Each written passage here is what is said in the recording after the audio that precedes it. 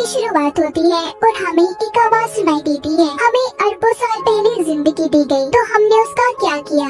अब हम लूसी नाम के एक लड़की को देखते हैं जो अपने दोस्त के साथ खड़ी थी। वो उसको एक बैग दिखाता है और कहता है तुम्हें उस होटल के अंदर जाकर एक आदमी को देकर आना होगा, जिसके बदले में हमें $1000 मिलेंगे। लूसी कहती है इतने कम पैसों में मैं ये काम नहीं करूँगी। जब लूसी उसे मना कर देती है तो अब वो उस सूटकेस को एक हथकड़ी के साथ लूसी के हाथ पर बांध देता है और उसे अंदर जाने का कहता है। उसे भी अब अपने दोस्त की बात को मानना पड़ता है। वो होटल के अंदर आ गई थी और रिसेप्शन पर आकर उस आदमी के बारे में पूछती है जिसका नाम मिस्टर जैंग था। तभी वहाँ पर कुछ लोग आते हैं जो लूसी के दोस्त को होटल के दरवाजे पर ही गोली मार देते हैं और लूसी को पकड़कर अपने साथ एक होटल के कमरे में ले आए थे। वहीं पर मिस्टर जैंग आता है जिसके हाथ खून में भरे हुए थे।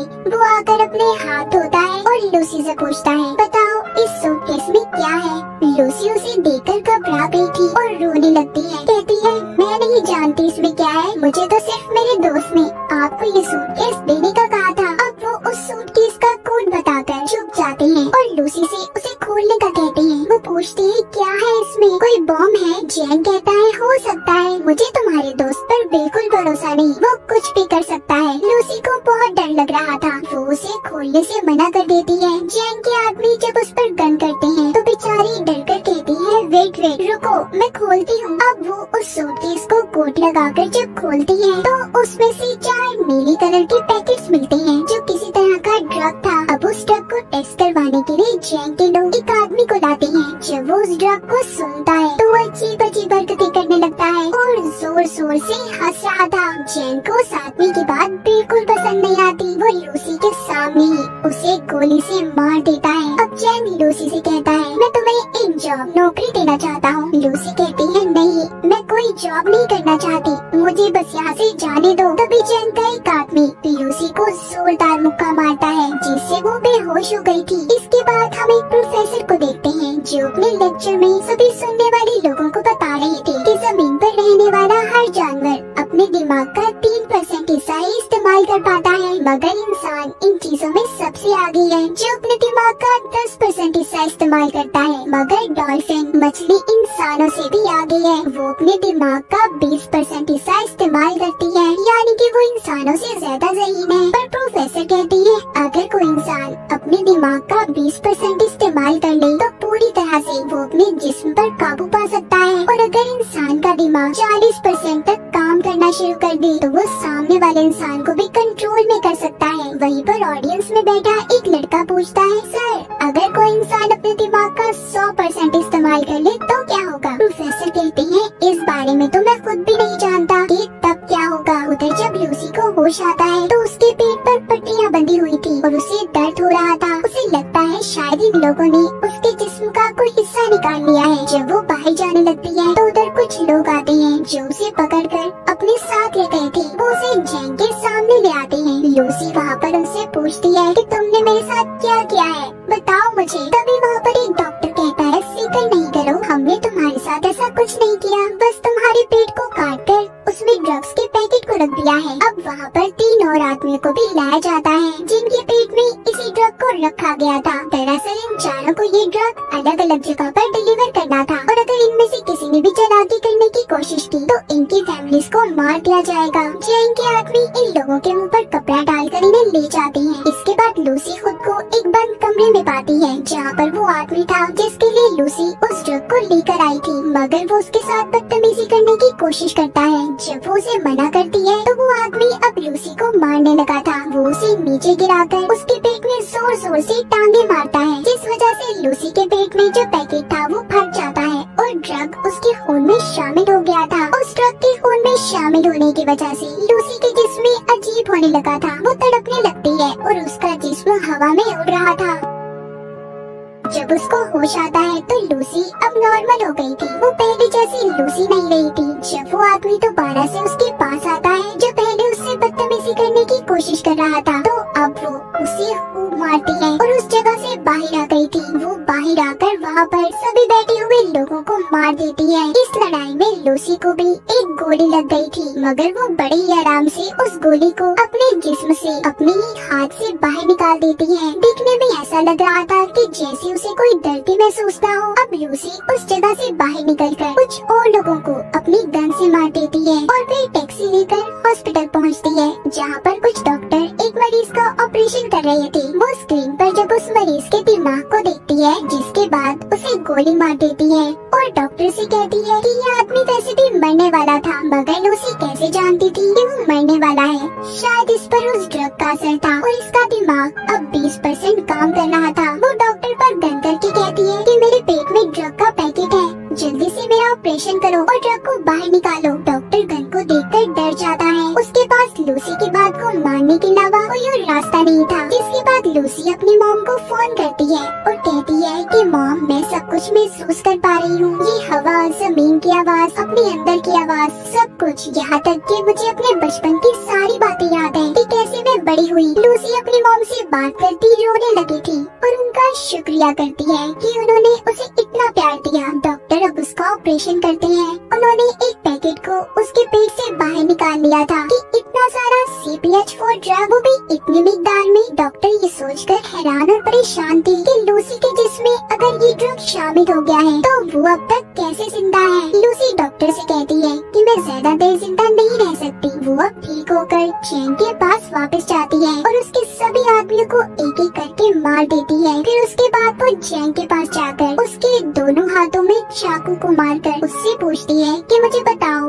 बाकी के आदमी कहाँ पर हैं जिनके पेट में तुमने ड्रग को रखा था। मगर जैन जब उसको कोई जवाब नहीं देता तो वो अब उसके दिमाग को पढ़ने लगती है, जिससे लूसी को उन आदमियों की लोकेशन के बारे में पता चल गया था जहाँ पर उन्हें भेजा गया था। दरअसल लूसी का दिमाग उस ड्रग की वजह से हद से ज्यादा काम कर रहा था। वो यहाँ तक ये भी देख सकती थी कि कैसे दरख्त जमीन से उगते हैं और कैसे अपनी खुराक लेते हैं। अब लूसी अपने एक दोस्त के घर जाती है, जहाँ पर वो उसका लैपटॉप इस्तेमाल करके उस प्रोफेसर के बारे में पता करती है जो हमने कहानी के शुरू में देखा था, जो दिमाग के ऊपर लेक्चर दे रहे थे, जिनका नाम सैमुअल था, जो पिछले 20 सालों से इंसानी दिमाग के ऊपर रिसर्च कर रहे थे। वो उनके बारे में सब पता करके उन्हें कॉल करती है। लूसी उन्हें बताती है कि मैंने आपकी वेबसाइट पर 7000 पेजेस को पढ़ लिया है। मैंने पूरी रिसर्च पढ़ी है जो मुझे जुबानी याद है, लेकिन प्रोफेसर सैमुअल को उसकी बातों पर जरा भी यकीन नहीं था। तभी अगले ही पल लूसी प्रोफेसर सैमुअल की टीवी स्क्रीन पर होती है, क्योंकि उसने अपने दिमाग का 28% इस्तेमाल कर लिया था। वो अब सभी इलेक्ट्रॉनिक्स चीजों को कंट्रोल में कर सकती थी। लूसी उन्हें बताती है, आपने अपनी रिसर्च में जो कुछ भी लिखा है सब कुछ सही है। मेरे दिमाग में बहुत सी बातें हैं, मैं इनका क्या करूं? मैं बहुत कुछ जानती हूँ। तो प्रोफेसर सैमुअल कहते हैं, फिर तो तुम्हें ये सब बाकी लोगों को भी बताना चाहिए। लूसी अब प्रोफेसर सैमुअल से मिलना चाहती थी। सबसे पहले वो बेस बदलकर एयरपोर्ट पर जाती है, जहाँ पर उसे वो आदमी मिलते हैं जिनके पेट में जैन ने ड्रग्स को रखवाया था। वो इस बारे में पुलिस को बता देती है और साथ ही उनके स्क्रीन पर उनकी तस्वीरों को भी पेश किया था। पुलिस जिसके बाद अपना काम शुरू करती है और उन लोगों को पकड़ लेती है। लूसी ने अब अपने दिमाग का 40% इस्तेमाल कर लिया था। उसके जिस्म में जो सेल्स थी वो टूटने लगते हैं और उसकी चीजें जल रही थी। वो सबसे छुपकर खुद को वॉशरूम में बंद कर लेती है और जल्दी से ड्रग के पैकेट को निकाल कर लेने लगी थी, जिसको खाते ही वो बेहोश हो जाती है। जब उसको होश आता है तो वो खुद को हॉस्पिटल में पाती है। वो अपने दिमाग का अब 50% इस्तेमाल कर पा रही थी। वहाँ पर पुलिस भी आ जाती है जो लूसी को गिरफ्तार करने आई थी, मगर लूसी अपनी ताकत का इस्तेमाल करती है। उसने इंस्पेक्टर के अलावा वहाँ पर जितने भी पुलिस वाले थे सबको बेहोश कर दिया था। जैसा कि प्रोफेसर सैमुअल ने बताया था कि जब इंसान 40% से ज्यादा अपने दिमाग का इस्तेमाल करेगा तो वो दूसरों पर भी काबू पा सकता है, और लूसी के साथ भी ऐसा ही हो रहा था। उसके साथ ऐसा इसलिए था कि जैसे जैसे वो ड्रग की मिकदार को अपने जिस्म में बढ़ा रही थी, उसका दिमाग ज्यादा से ज्यादा काम कर पा रहा था। उधर वो लोग जो पकड़े गए थे उन्हें हॉस्पिटल ले जाया जाता है ताकि उनके पेट से ड्रग को निकाला जा सके। लूसी भी अब इंस्पेक्टर के साथ हॉस्पिटल में पहुंच जाती है। हम यहाँ पर देख पाते हैं कि लूसी के दिमाग की ताकत इतनी बढ़ गई थी कि अब वो सारे शहर की फोन कॉल्स को भी सुन पा रही थी। तभी उसे पता चलता है कि जैन के लोग भी हॉस्पिटल में पहुँच गए हैं। लूसी भी अब जल्दी से हॉस्पिटल पहुँचती है। वहाँ पर जैन के लोग पहले ही मौजूद थे जो उस पर गन तान कर खड़े हो जाते हैं, मगर लूसी के सामने वो ज्यादा देर तक टिक नहीं पाते। वो उन्हें हवा में किसी शॉपर की तरह उड़ा देती है और उनकी हथियार छत पर किसी मकनातीस की तरह चिपक गए थे। वो अपने सामने आने वाले एक एक आदमी को दूर करती है जो दीवार में जाकर लगते हैं और दीवार में भी सुराख हो गए थे। लूसी अब उनसे वो बैग लेती है जिसमें ड्रग था जो इन्होंने यहाँ से डॉक्टर से लिया था। वो भी इंस्पेक्टर को अपने साथ चलने का कहती है। उसने जो इतना सब देख लिया था वो लूसी से कहता है, मुझे लगता है कि तुम्हें मेरी मदद की जरूरत नहीं होगी आगे। वो उस इंस्पेक्टर के पास आती है और कहती है, तुम मेरे लिए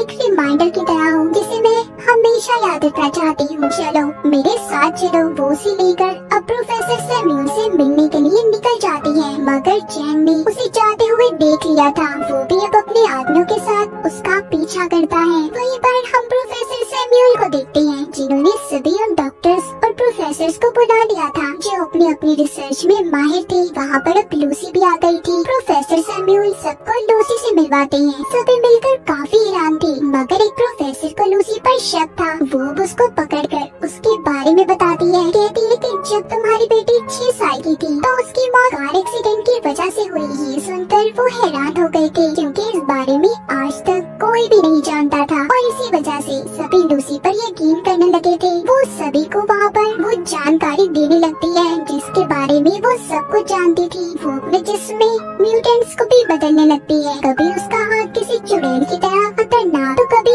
एक हाथ को वो 2 हाथों में बदल रही थी। ये देखकर सभी हैरान थे। लूसी कहती है कि हमें हमेशा सिखाया गया है 1+1 2 होते हैं, दरअसल नंबर होते ही नहीं है। ये नंबर्स तो इंसान ने खुद को समझाने के लिए बनाए हैं ताकि उन्हें चीजें आसानी से समझ आ जाए। प्रोफेसर सैमुअल कहते हैं कि अगर दुनिया मैथमेटिक्स रियाजी पर नहीं चलती तो फिर कैसे चलती है। लूसी उन्हें समझाती है कि एक गाड़ी है जो बहुत तेज चल रही है और चलते चलते वो इतनी तेजी से चलने लगी कि दिखना ही बंद हो जाए। वो नजर तो नहीं आएगी पर चल रही होगी। असल में सिर्फ एक वक्त ही जरूरी है। टाइम, वक्त के बगैर हमारा कोई वजूद नहीं। तभी वहाँ पर जैंग और उसके लोग आ जाते हैं। उन्होंने बिल्डिंग को चारों तरफ से घेर लिया था। इंस्पेक्टर लूसी से कहता है, हम ज्यादा देर तक उनको नहीं रोक पाएंगे। लूसी अब अपने जिस्म में MPH4 ड्रग की ड्रिप्स को लगवा लेती है जो कि हॉस्पिटल से लेकर आई थी। वो प्रोफेसर को कहती है कि मैं एक कंप्यूटर बनाऊंगी और अपनी सारी जानकारी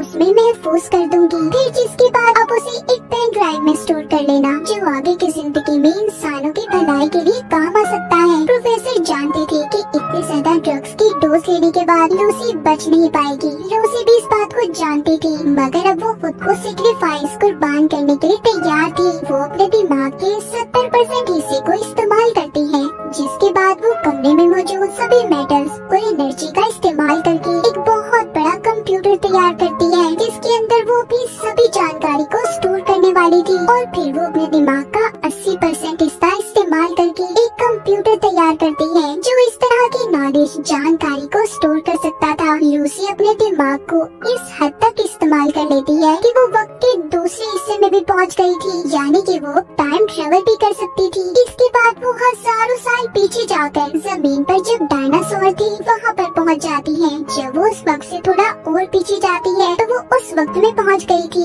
जब इंसान का कोई वजूद ही नहीं था, सिर्फ चंद ही एक इंसान थे, मगर वो भी जानवरों के रूप में। अब लूसी वापस आती है। जैसे जैसे वो अपने दिमाग का इस्तेमाल कर रही थी उसका जिस्म गायब होता जा रहा था। जब वो 99% अपने दिमाग का इस्तेमाल करती है तो आसमान पर उस वक्त में पहुंच जाती है जब जमीन का ये हिस्सा बना था। वहाँ पर अब जैंग भी आ गया था। इससे पहले वो लूसी को मारता, वो अपने दिमाग का 100% हिस्सा इस्तेमाल करके गायब हो गई थी। वहीं पर इंस्पेक्टर आ जाता है जिसने अब जैंग को मार दिया था। लूसी प्रोफेसर को आकर पेन ड्राइव देती है जिसमें उसने अपने दिमाग के सारे डाटा को स्टोर कर दिया था। इंस्पेक्टर पूछता है, लूसी तुम कहाँ पर हो? तभी उसके फोन पर मैसेज आता है, आई एम एवरीवेयर, मैं हर जगह पर हूँ। कहानी के आखिर में हम वही आवाज को सुन पाते हैं जो हमने कहानी के शुरू में सुनी थी कि अरबों साल पहले हमें जिंदगी दी गई, मगर हमने उसके साथ क्या किया, क्या समझा अपनी जिंदगी को। हमें एक बहुत ही